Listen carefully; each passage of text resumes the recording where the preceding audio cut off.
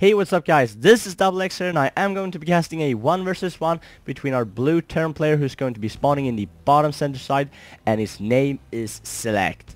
And his opponent is going to be yet another Terran, but his color is going to be orange, and he's going to be spawning in the 2 o'clock position, and his name is Forever. The map for today's game is going to be Metalopolis, and Forever is a really good player who's fairly new, but he's still ranked 28th on the American server, and that is not something that is easy to achieve. He's currently at 230 wins and 138 losses. And his opponent SeleCT, a real well-known Terran player. I bet all of you out there knows who SeleCT is. He is currently ranked 2nd on the American server. He was, I believe, ranked 1st before, but he's now been passed on the rankings and is now 2nd with 737 wins and only 267 losses. He's got such a great win-loss ratio. Yeah, and I even think he's ranked top 15 on the European server as well.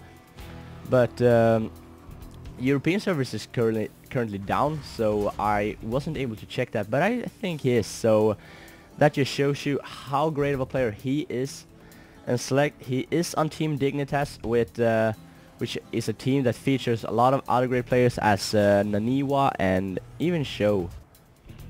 But yeah, so we're going to have a Terran versus Terran on Metalopolis. So let's see how this game is going to play out. As you can see on up here to my far right and in the far left, you can see that it looks pretty much different from before, because this is a game that was played on the new patch, so they changed the replay look as well. So keeping a look at the production tab, we can see that both players have their orbital commands finishing about the same time, and they're also producing marines. So both of the players are going standard builds, while SeleCT's dropping a mule. So this is exciting as it can be in the early games of a Terran vs Terran.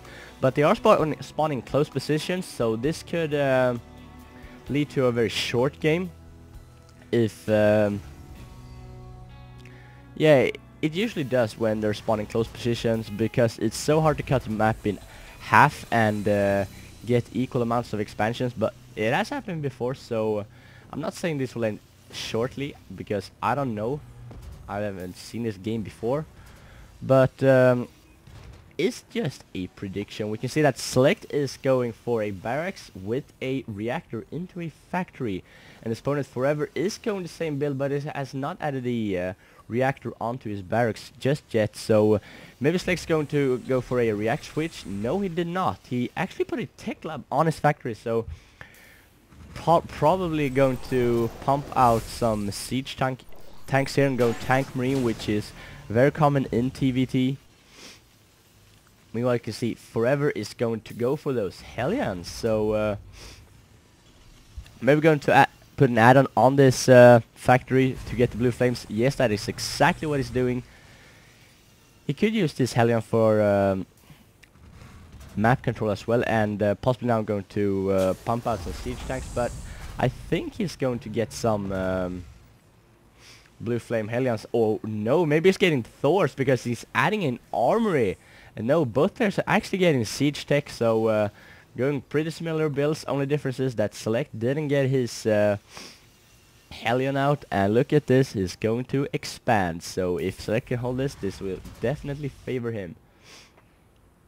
Look at this, Forever even has a SCV down here doing exactly nothing, so I don't know if he's aware about that or not. But let's take a look at the units tab. We can see that they're fairly even at all the units. Only difference is that SeleCT has cut SCVs to being able to get up his expansion, so this puts him behind in economy as for now. But if he can get his natural up and running, that will hugely favor him, because Forever doesn't have a command center on the way anytime soon. So things are looking good for Select if Forever doesn't decide to push out for now, because this is the time when Select is the most vulnerable. But we can see that if we take a look at the army tab, we can see that Forever is ahead a lot in supply, not a lot, but 10 in supply.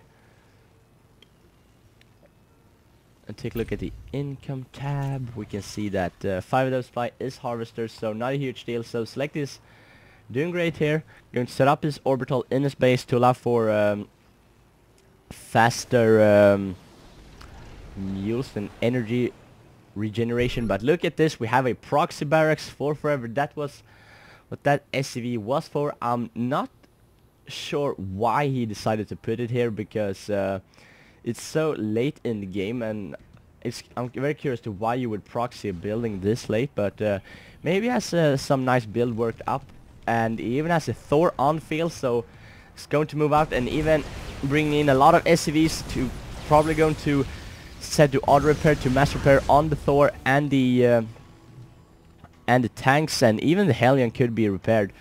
But now this is not a great time for Select to be pushed when he's just setting up his expansions. Going to transfer a lot of SCVs, probably going to be set to auto repair or even going to tank some damage. But Forever has a nice siege here. He's able to reach this orbital command, and Select is going to most likely hold this because he has a siege tank on the high ground, and Forever's Thor went down, so he had to book it out of there. But he could just fall back to his siege tank and going to swoop in with his factory here to enable for extended range for his siege tank, because remember, siege tank only have 11 in sight range, but they have 12 in attacking range, so they will have some units to spot for them if they're going to shoot at their maximum. But sieging up this tank to get a little bit closer and being vulnerable to this, but Forever is just repairing so much better with his SCV, so going to lock down this expansion. Select will have to do something soon, going to put up 2 more factories, but and he has so much more income than his opponent. But what can he do about this siege tanks as for now? This would have been the time for Select to push when these siege tanks were on siege, but we're going to swoop in here and possibly going to force a lift off on this orbital command. Select is not willing to lift this up, not yet.